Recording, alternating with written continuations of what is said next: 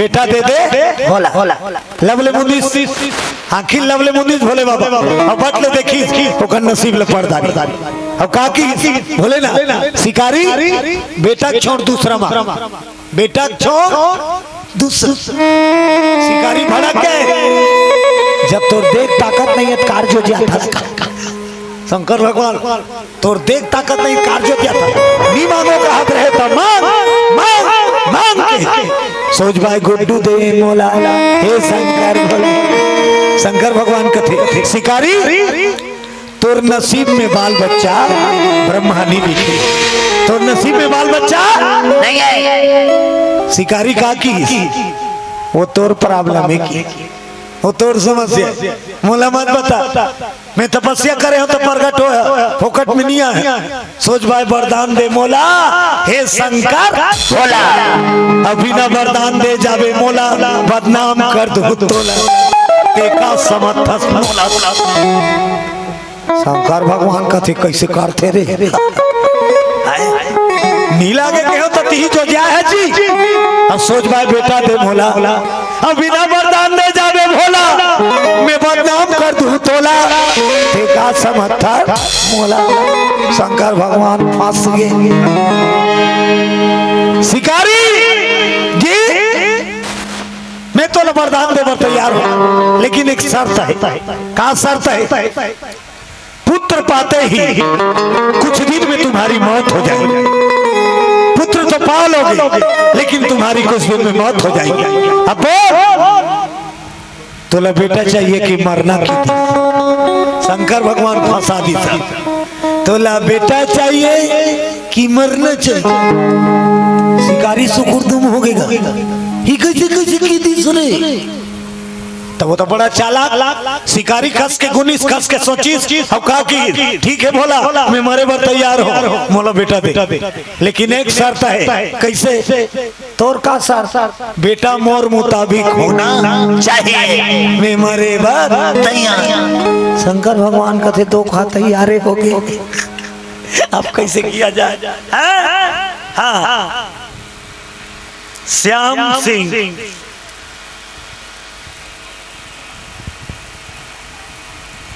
बीड़ो मारे का बिझेकर अच्छा हाँ श्याम सिंह बिझेकर हाँ ओकर से थी पूछ ले तू हारे का की हाँ का करो ना हो गलत पढ़ाते नहीं वो बैठे रही तो कर मुंह भी कर देते नहीं वो श्याम सिंह विजयकर 50 रुपया आओ विश्वनाथ साहू 50 रुपए भेंट करे बोल दो उनकी जीवन भक्ति की जय। श्री विजय कुमार साहू एवं श्रीमती योगिता साहू गुड़िया के चाचा एवं चाची की ओर से 101 रुपए सादा समर्पण बोल दो उनकी जीवन भक्ति की जय। सुस्त मत बैठो दाई हो आज के कथा गुड्डू तक को आने वाला है और गुड्डी तक को तो दुद्धी झिलाने वाला है थोड़ा चुस्ती रहो बोलो शंकर भगवान की जय हो। शंकर भगवान लगा की शिकारी मैं मरे पर तैयार हो मोला बेटा दे लेकिन बेटा मोर मुताबिक शंकर भगवान कथे कैसना बेटा चाहिए कैसना तब शिकारी की सुन भोला तोर सही बेटा भोला मोला भोला मोला और सही बेटा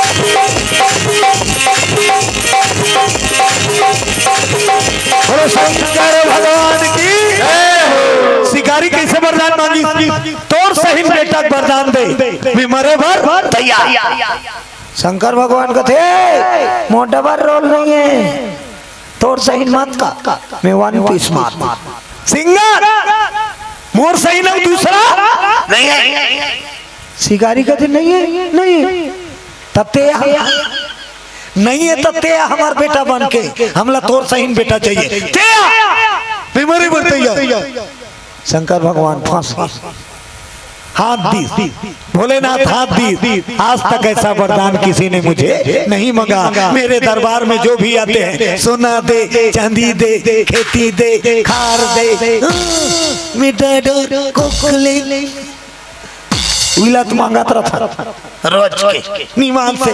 असली दिल नहीं मांगा, प्रभु आपका दर्शन हो जाए, आप मुझे मिल जाए। एक मंगैया कम है, वो तो लिस्ट बना जाए रहते। पूजा करे जाते थे, मन पूजा करित नहीं से निकालते। बोले ये दे दे दे, वो दे दे दे, ये बुता हो को बुता हो, ऐसे हो जाए। अब 15 रुपया नरिया चढ़ाया, अब वो कैठा न फोड़ दे, सारा हो जाता। बोलो दुर्गा मैया की जय हो। भगवान के मंदिर जाने के बाद, पूजा करने के बाद मंगना नहीं चाहिए, तुरंत वो बदला हो जाते। मैं तोला चढ़ाए हूँ, ते करते दी, अगरबत्ती जलाए हो, ते करते दी। तो स्वार्थ मत कर, मत मांग, पूजा कर और पापर और चले आ। जे नहीं मांगे ते कर आवेदन पत्र पहली स्वीकृत होते। और जे रोज की जा कुछ तो करे नहीं। भगवान कहते एक कागज या कुंडम करते ये आथे परेशान करे। और जे नहीं मांगे तब भगवान कहते इधर आवेदन कहाँ है, वो तो देवी नहीं करेगा। अरे ये कैसा आदमी है, इसका कोई मांग नहीं। तब देखो तुरे कहीं खंगे काय कर जे नहीं मांगे तिहिल खोदिया थे भगवान। ओकर से ती कहना है संत मन के बिन मांगे मोती मिले, बिन मांगे मोती मिले। भगवान के दरबार में यदि मांगना है तो क्या मांगना चाहिए? सुनो, मांगना है तो क्या मांगना चाहिए? इतनी कृपा सारे बनाए रखना, केवल भगवान के दया मांगो। प्रभु तोर दया बने रहा है मोर ऊपर, मोर बाल गोपाल के ऊपर, और कुछ नहीं चाहिए। और दया बने रही तब बिन मांगे मोती मिली। जहाँ कर दया है अपने आप तोर घर में अन्न धन लक्ष्मी परिपूर्ण हो जाए। तो हाथ फैला जरा नहीं पड़े। क्या मांगना है मंदिर? इतनी कृपा सारे बनाए रखना, मरते दम तक सेवा में लगाए रखना। कृपा सारे बनाए रखना, मरते दम तक सेवा में लगाए रखना। कृपा सारे बनाए रखना, मरते दम तक सेवा में लगाए रखना। कृपा सारे बनाए रखना, मरते दम तक सेवा में लगाए रखना। मरते दम तक सेवा में लगाए रखना, मरते दम तक सेवा में लगाए रखना। मरते दम तक सेवा में लगाए रखना, मरते दम तक सेवा में लगाए रखना। कृपा सारे बनाए रखना, मरते दम तक सेवा में लगाए रखना। कृपा सारे बनाए रखना, मरते दम तक सेवा में लगाए रखना। हरि लाल की जय हो।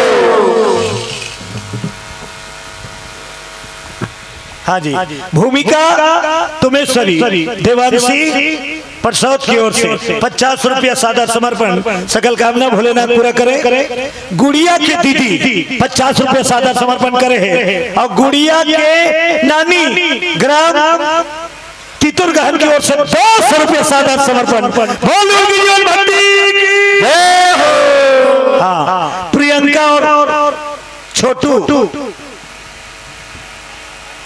की बेटी की ओर 50 रुपया जो अभी अच्छा हॉस्पिटल में है।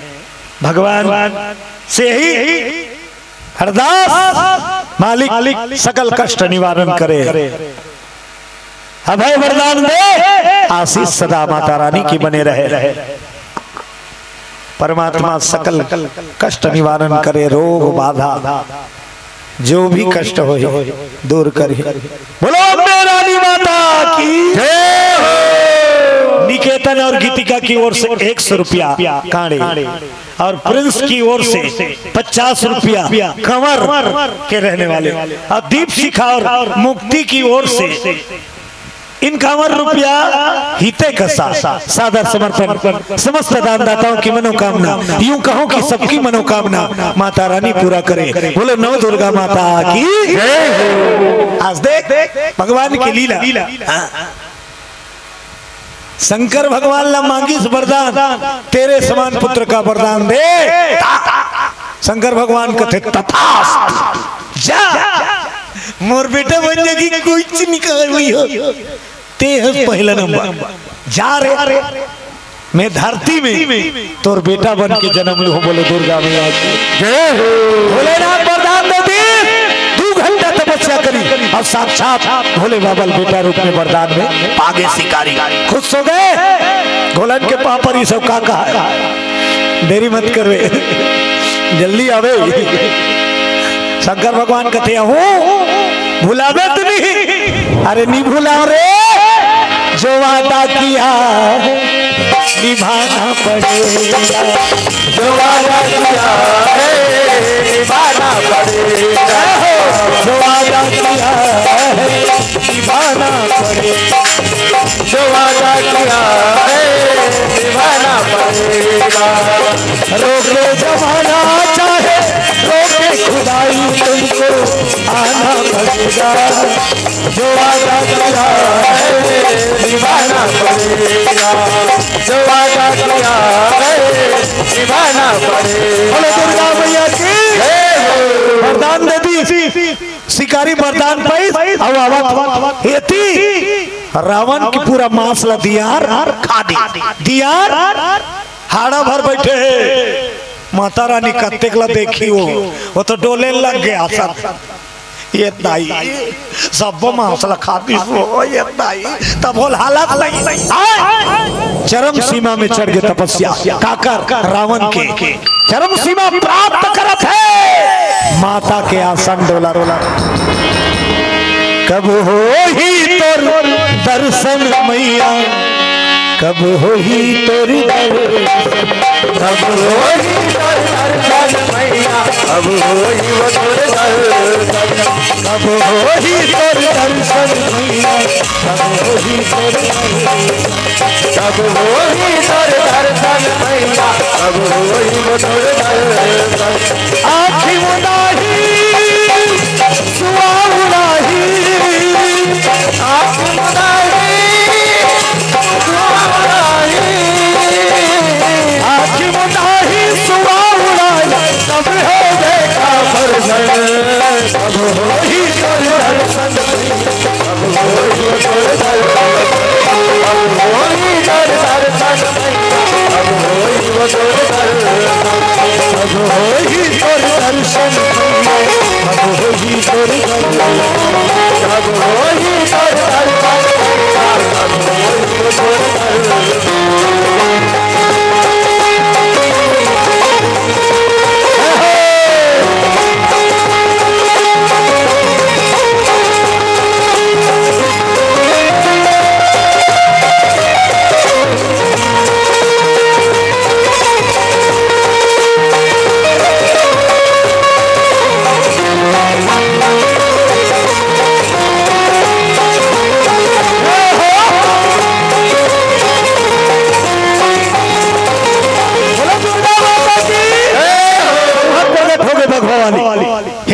तेरी मनोकामना सिद्ध हो। बोल क्या चाहता। लंकापति रावण उठ गए, माता की नजर पड़ते ही रावण के शरीर ज्यों के एक नजर में माता आशीर्वाद क्या चाहिए, कहे माता मोला इससे सुंदर बेटी दे, वरदान में मोर बेटी ज्यादा सुंदर दुनिया में कोई मत रहा, सबले ज्यादा सुंदर मोर बेटी रहा है, इसने बेटी को। माता रानी काकर सही सुंदर चाहिए, बोल काकर सही। रावण कहते काकर सही लगो, बतानगा काकर सही सुंदर। रावण के नजर पड़ गई काकर ऊपर, भगवा वाली ऊपर। हे माता मोर बेटी तोरे सही सुंदर हो। बोलो दुर्गा मैया जय हो। माता रानी कहते जा मैं तोला वरदान दे थोड़े रावण, तोर बेटी बन के लंका में जन्म लूं। बोलो दुर्गा मैया की जय हो। एती रावण वरदान पा गए, होती शिकारी वरदान पा गए। पवैया मन घर जल्दी वरदान देवैया मन लौटी, कहला बघवा वाली तको और बैला वाला तको कहो वो बघवा वाली तको और बैला वाला तको। तब बघवा वाली अगवा गए और बैला वाला पछवा। बघवा वाली की बैला बगल में खड़े कर इसका लाश और भीतरी रहन चल दी। बाद में भोले बाबा बघवा बगल में बैला खड़े करके वो रेंग दी। बघवा बैला देखे बैला भगवान देखे बैला पूछे बैला भगवान पूछे अब भगवा बैला पूछे कैसे देरी लगा हुई है नाश्ता वास्ता करत रही अब बैला भगवान बता जंगल में कहाँ मिर्चा रुपा ले बिस्कुट भैया ये तो भोले बाबा जाना था जेकर रब के मतलब रब देख देख सुनता शेर और बैल एक साथ कहाँ रहते हैं कैलाश हमार घर तुम्हार घर एक पेट ले जन्मे लेकर एक साथ नहीं रहा अलग अलग हो जाते नहीं एक के मातारी के पेट ले निकले थे मेरे को माता वहाँ भगवा बैला एक साथ मित्रता है। बोलो शंकर जी महाराज भीतर शंकर भगवान सुस्ता बैठी माता रानी कहते कैसे हो गए बोला वज्र फंस गया फंसा दी मोला कैसे शिकारी वरदान दे कहा तो तोर घर बेटा बन के हूँ मोला धरती में जाए लगी ओकर बेटा बन माता रानी कहते अच्छा बनी भोला बनने लगी जहू कथो तो अच्छा बनी तब मोरला सुन ते शिकारी वरदान देखा है मेरा वाला वरदान देखा हूँ तोर घर बेटी बन के आओ ते शिकारी घर जावे मैं रावण घर जाऊं होती ते आबे भोला हेती मैं आहूं भोला होती ते बाढ़ बे भोला हेती मैं बाढ़ हूँ देखे लाबे भोला शादी कर दूसरा जन्म के तक बना दारी जन्म जन्म के जोड़ी जामन कौन मान शिव पार्वती हर जन्म में मिलते नहीं आजकल के जोड़ी मिलते हर जन्म में शादी हुई थी हम माइक में सुन गए सत जन्म में तेरे एक जन्म हसूल नहीं पा रहे थे झगड़ा ले लड़ाई रे भगाई रे उड़ाई रे बैठ का अब गाना का बाजे सत जन्म में तेरे वो परौगा थे मर भी गया तो मसान गड्ढल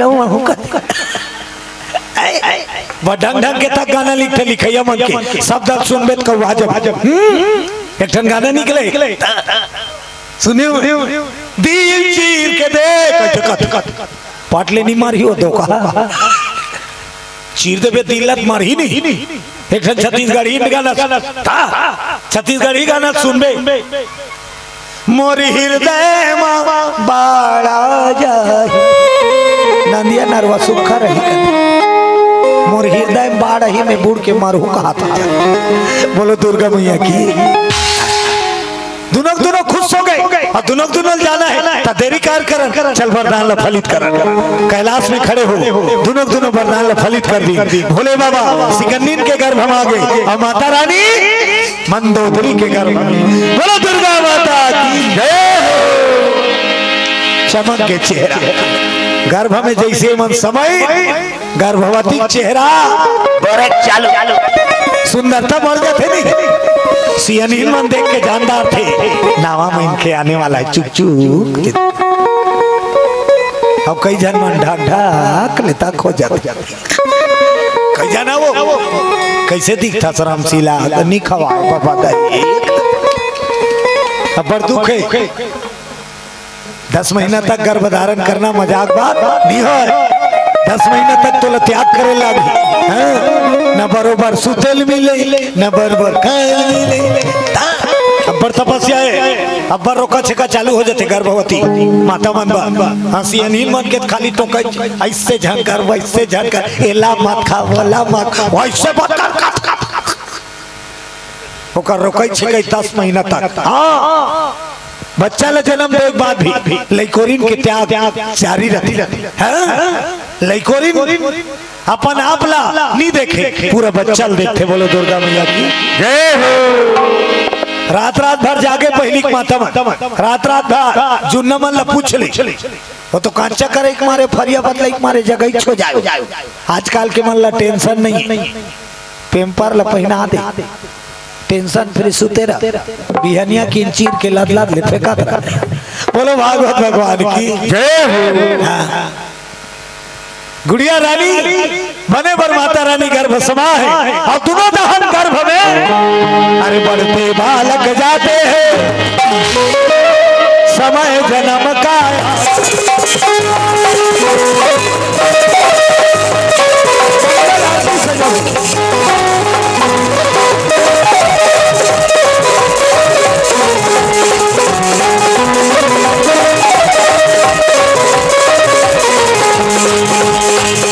आयोजन करता सब निवेदन है। आर्थिक थाल से सजे आर्थिक थाल सजे है जैसे भोलेनाथ माता रानी के जन्म हुई प्रभु जी के आरती हुई माता रानी का आरती ओकर बाद आपके आंगन में जो गुड़िया रानी आए ओकर अब भोलेनाथ भवानी तीनों के सोहर बधाई चलना है। सबसे निवेदन तैयार रहना है। बोलो दुर्गा माता की अब मंगल आरती हो ही ना तो सब अपन अपन जगह में खड़े होना है। नोनी सूत गई ले आओ और मम्मी सब परिवार आ जाओ भगवान 10 महीना कुछ दिन बचे रहा आधा रात के बेला में सबसे पहली भोलेनाथ के जन्म के समय आ गया। प्रसव का दर्द बढ़ता है व्याकुल हो गई माता गरीब कोई नहीं है केवल भगवान के आसरा दर्द बढ़े लगे इतना बढ़ी प्रसव के दर्द गरीबी सिकंदी के बस बेहोश हो गए। अब वही बेहोशी हालत में गरीब की कुटिया में शंकर भोला प्रगट हो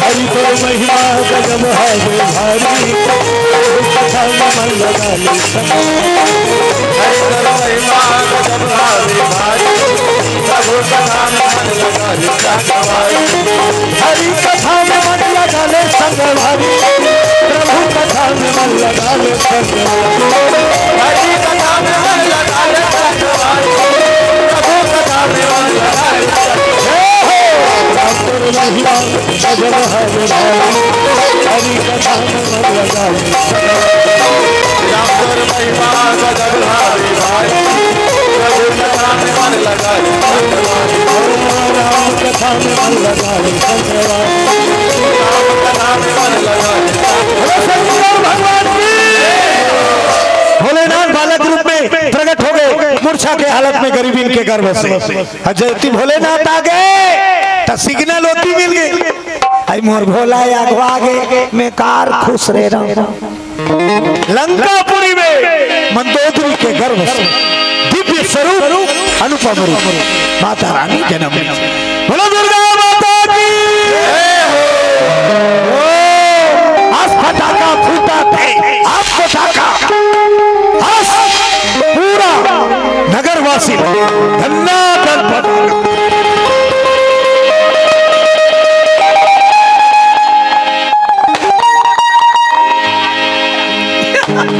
ये दे तब चालू हुई नोनी कुआ 200 रुपया